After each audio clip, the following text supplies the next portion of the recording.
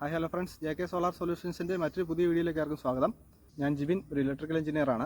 ഇന്ന് നമ്മളിവിടെ പരിചയപ്പെടുത്തുന്നത് 3 kVA കപ്പാസിറ്റിയുള്ള ഒരു ഓഫ് ഗ്രിഡ് സിസ്റ്റമാണ്.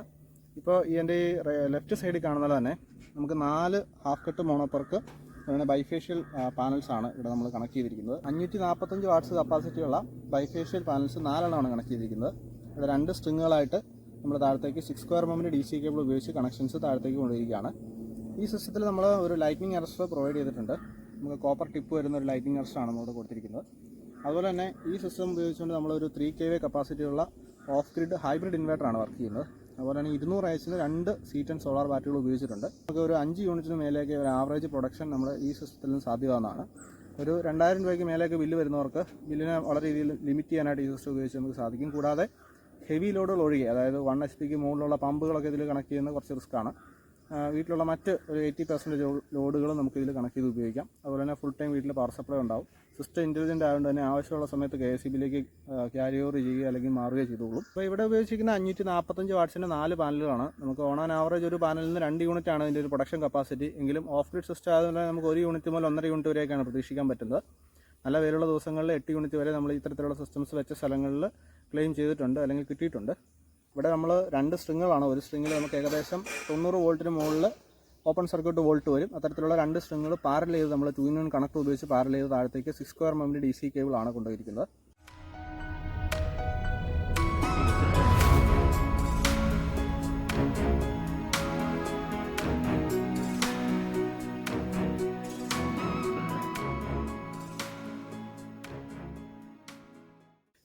ഇവിടെ ഇത്തരത്തിൽ ഒറ്റ ലൈനിലാണ് നമ്മൾ 4 പാനൽസ് ഇൻസ്റ്റാൾ ചെയ്തിരിക്കുന്നത്. Half cut mono PERC bifacial panels ആണ്. ഇവിടെ നമുക്ക് റൂഫിംഗ് ഷീറ്റിലുള്ളതുകൊണ്ട് തന്നെ ബൈഫേഷ്യൽ പാനലിൻ്റെ ഒരു അഡ്വാൻറ്റേജ് നമുക്കിവിടെ കിട്ടാൻ സാധ്യത വളരെ കുറവാണ്. ഇപ്പോൾ നമുക്ക് മാർക്കറ്റിൽ കോമൺ ആയിട്ട് ബൈഫേഷ്യൽ മുതലുള്ള പാനലുകളാണ് അവൈലബിൾ ആയിട്ടുള്ളത്. അതുകൊണ്ട് തന്നെ നമ്മൾ ഇത്തരത്തിലുള്ള പാനലുകളാണ് ഇപ്പോൾ ചൂസ് ചെയ്യുന്നത്. ഇതിൽ ഒരു പാനലിൻ്റെ VOC 49 പോയിൻറ്റ് സംതിങ് ആണ് വരുന്നത്. ഏകദേശം നമുക്ക് ഒരു 90 വോൾട്ടിന് മുകളിൽ ഓപ്പൺ സർക്യൂട്ട് വോൾട്ടേജ് ഒരു സ്ട്രിങ്ങിൽ നിന്ന് കിട്ടും. 2 പാനലുകൾ നമ്മൾ സീരീസ് ചെയ്ത്, ആ 2 സെറ്റ് സീരീസ് ചെയ്ത് ഇത് തമ്മിൽ പാരൽ ചെയ്തിട്ടാണ് ഈ സിസ്റ്റം നമ്മൾ താഴത്തേക്ക് കണക്ഷൻ കൊണ്ടുപോകുന്നത്. നമുക്ക് സ്ട്രിങ് വോൾട്ടേജ് 90 വോൾട്ടും അതുപോലെ തന്നെ ആംബിയർ നല്ല വെയിലുള്ള സമയത്ത് ഒരു 15 ആംബിയറോളമൊക്കെ ആംബിയറും കിട്ടുന്നതാണ്. ഒരുപാട് മരങ്ങളുള്ള ഒരു ഏരിയ ആണെങ്കിലും നമുക്ക് ഏറ്റവും കൂടുതൽ വെയിൽ കിട്ടുന്ന ഒരു സ്ഥലമാണ് നമ്മൾ ഇതിനു വേണ്ടി ചൂസ് ചെയ്തിരിക്കുന്നത്. ഇതിപ്പോൾ പുതുതായിട്ട് വീട്ടിൽ റൂഫിങ് ചെയ്ത സമയത്ത് തന്നെ നമ്മൾ പ്ലാൻ ചെയ്താണ്. ഇങ്ങനെ ചെയ്യുമ്പോൾ നമുക്ക് വളരെ ഈസി ആയിട്ട് ഈ സിസ്റ്റംസിന് വേണ്ടിയുള്ള സ്ട്രക്ചർ ചെയ്യാൻ സാധിക്കും. പിന്നീട് ചെയ്യുമ്പോൾ നമ്മുടെ ഷീറ്റുകളൊക്കെ പിന്നീട് ഡാമേജ് ആകാനൊക്കെയുള്ള സാധ്യതയുണ്ട്. അപ്പോൾ റൂഫ് ചെയ്യുന്ന സമയത്ത് സോളാറിന് വേണ്ടി നമുക്ക് പിന്നീട് എപ്പോഴെങ്കിലും പ്ലാൻ ഉണ്ടെങ്കിൽ പോലും സ്ട്രക്ചർ ചെയ്ത് വെക്കുന്നത് വളരെ നല്ലതാണ്. നമ്മൾ ഇത്തരത്തിലൊരു കോപ്പർ ഹെഡ് വരുന്ന multi spike full SS lighting arrester provide ചെയ്തിട്ടുണ്ട്.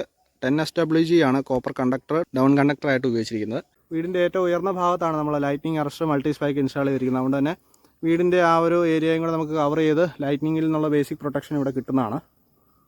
ഇവിടെ ഇത്തരത്തിൽ അത്യാവശ്യം വിശാലമായ ഏകദേശം 1.5 അടിയോളം വീതി വരുന്ന ഒരു വാക്വേ കൊടുത്തിട്ടുണ്ട് പാനൽ ക്ലീനിങ്ങിനൊക്കെ ആയിട്ട്. നമ്മൾ ഫ്രീക്വൻ്റ് ആയിട്ട് അല്ലെങ്കിലും പാനലിൻ്റെ ഒരു കണ്ടീഷനൊക്കെ നോക്കിയിട്ട് വർഷത്തിൽ 3 പ്രാവശ്യമെങ്കിലുമൊക്കെ മിനിമം ക്ലീൻ ചെയ്യുന്നത് വളരെ നല്ലതാണ്. പ്രത്യേകിച്ച് ഓഫ് ഗ്രിഡ് സിസ്റ്റം ആകുമ്പോൾ ബാറ്ററി ചാർജിങ് നമുക്ക് റെഗുലറായിട്ട് നടക്കേണ്ടതുണ്ട്. അതുകൊണ്ട് തന്നെ പാനൽ ക്ലീനിങ് ഇവിടെ മസ്റ്റാണ്. അപ്പോൾ അതിനുവേണ്ടി ഒരു വാക്വേ കൊടുത്തിട്ടുണ്ട്. പിന്നെ ഒരു ചെറിയ സ്ലൈഡിങ് ഷീറ്റ് സെറ്റപ്പ് ചെയ്താണ് നമ്മൾ താഴത്തേക്ക് ഇറങ്ങാനായിട്ട് ഗോവണി വെച്ച് കയറാനൊക്കെ പറ്റുന്നത്. വീട്ടിൽ ഫുൾ ടൈം പവർ സപ്ലൈ ആവശ്യമുണ്ട്. കൂടാതെ നമ്മുടെ കറണ്ട് ബില്ല് ഒരു 80% കുറച്ചെടുക്കണമെന്നൊക്കെ ആഗ്രഹമുള്ളവർക്ക്, അല്ലെങ്കിൽ അടിക്കടി പവർ കട്ടുള്ള സ്ഥലങ്ങളിലൊക്കെ ഇത്തരത്തിലുള്ള സിസ്റ്റംസ് നമുക്ക് ഈസി ആയിട്ട് ഉപയോഗിക്കാവുന്നതാണ്. അപ്പോൾ ഇതിൻ്റെ ഇൻവെർട്ടർ സെറ്റപ്പ്, ബാറ്ററി, അതുപോലെ തന്നെ ഇതിൻ്റെ കണക്ഷൻ സെറ്റപ്പുകൾ, ബാറ്ററിയുടെ സെറ്റിങ്സുകൾ, ഇൻവെർട്ടറിൻ്റെ മോഡുകളൊക്കെ നമുക്ക് താഴെ പോയിട്ട് വിശദമായിട്ട് കാണാം. ഇവിടെ നമ്മൾ 6 സ്ക്വയർ mm DC കേബിൾ ഉപയോഗിച്ചിട്ടുണ്ട്. 32 ആംപിയറിൻ്റെ L&Tയുടെ ഒരു DC MCU പ്രൊവൈഡ് ചെയ്തിട്ടുണ്ട്. ഒരു പ്രീമിയം DB ബോക്സാണ് നമ്മളിവിടെ കൊടുത്തിരിക്കുന്നത്. KSEB ഇൻപുട്ട് കൊടുക്കാനുള്ള ഒരു സപ്ലൈ സോക്കറ്റ് കാണാം.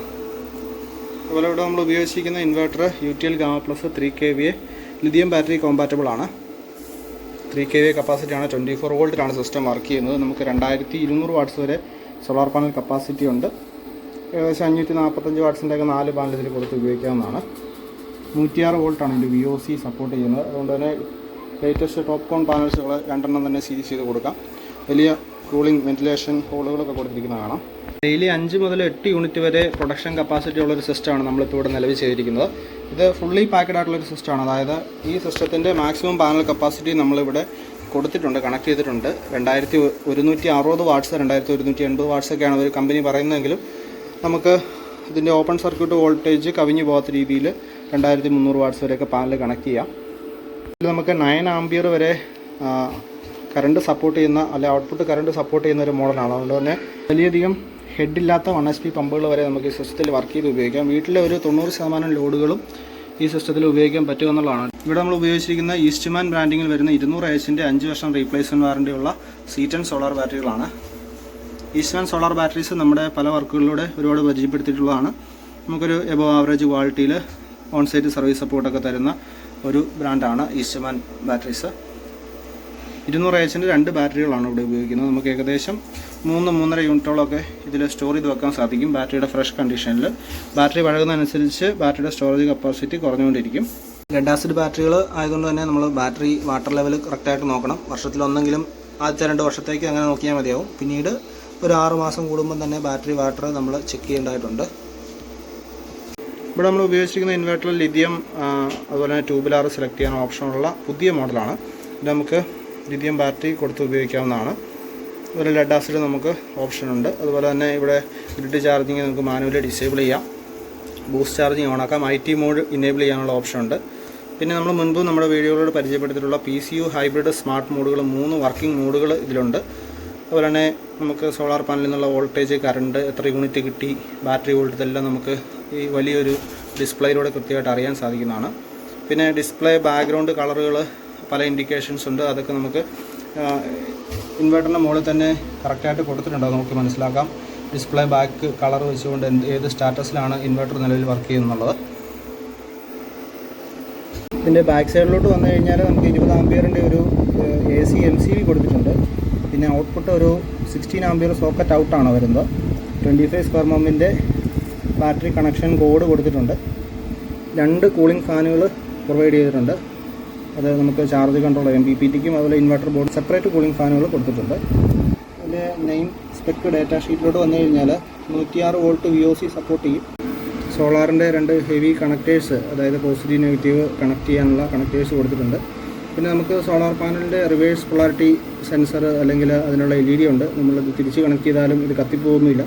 ഇതിവിടെ LED ഇൻഡിക്കേഷൻ തരും. ഇതിൻ്റെ ഫ്രണ്ട് പാനൽ വളരെ ഡീറ്റെയിൽ ആയിട്ടുള്ള പാനലാണ്. ഇതാണ് ഇതിൻ്റെ പവർ ഓൺ ഓഫ് ബട്ടൺ വരുന്നത്. നമുക്ക് ഗ്രിഡ് ചാർജിങ് ഇനേബിൾ ചെയ്യാം, ഡിസേബിൾ ചെയ്യാം. 3 മോഡുകളിൽ വർക്ക് ചെയ്യുന്നുണ്ട്. PCU മോഡാണ് നമുക്ക് ഏറ്റവും സേവിങ്സ് കിട്ടുന്ന മോഡ്. ഇതിൽ സ്മാർട്ട് മോഡിലേക്ക് പോയി കഴിഞ്ഞാൽ പകൽ സമയത്ത് സോളാറിലും രാത്രി KSEBയിലേക്കും പോകും. ഹൈബ്രിഡ് ആണെന്നുണ്ടെങ്കിൽ നമുക്ക് full time power supply ensure ചെയ്യുന്നൊരു മോഡാണ്. ഇത്തരത്തിലുള്ള സിസ്റ്റംസിൻ്റെ കൂടുതൽ ഡീറ്റെയിൽസ് അറിയാനായിട്ട് താഴെ കാണുന്ന വാട്സാപ്പ് നമ്പറിൽ കോൺടാക്റ്റ് ചെയ്യാവുന്നതാണ്. 18x18 സൈസുള്ള XL എർത്തിങ്ങിൻ്റെ earthing chamber, earth inspection chamber നമ്മളിവിടെ ചെയ്തിട്ടുണ്ട്. 4 ഫീറ്റ് എർത്ത് കുഴിയാണ് നമ്മൾ എടുത്തിരിക്കുന്നത്. പ്ലേറ്റ് എർത്ത് 1 ഫീറ്റ് 1 സ്ക്വയർ പ്ലേറ്റാണ് ഉപയോഗിച്ചിരിക്കുന്നത്. 3 mm തിക്നെസ് വരുന്ന 25 mmൻ്റെ പ്ലേറ്റാണ് നമ്മളതിലേക്ക് കണക്റ്റിംഗ് റോഡായിട്ട് ചെയ്തിരിക്കുന്നത്. JK സോളാർ സൊല്യൂഷൻസിൻ്റെ ചാനൽ നിങ്ങൾ ആദ്യമായിട്ടാണ് കാണുന്നത്, തീർച്ചയായിട്ടും ചാനൽ സബ്സ്ക്രൈബ് ചെയ്യുക. അതുപോലെ തന്നെ വീഡിയോ ഇഷ്ടപ്പെട്ടാൽ തീർച്ചയായിട്ടും ലൈക്ക് ചെയ്യുക. അതുപോലെ തന്നെ ഇത്തരത്തിലുള്ള സോളാർ സിസ്റ്റംസിൽ ഇൻട്രസ്റ്റ് ഉള്ളവർക്ക് വീഡിയോ ഒന്ന് ഷെയർ ചെയ്ത് കൊടുക്കുക. അപ്പോൾ സോളാർ എനർജിയായിട്ട് ബന്ധപ്പെട്ട് മറ്റൊരു പുതിയ വീഡിയോ ആയിട്ട് ചാനലിലൂടെ വീണ്ടും കാണാം. അതുവരേക്കും ഗുഡ് ബൈ.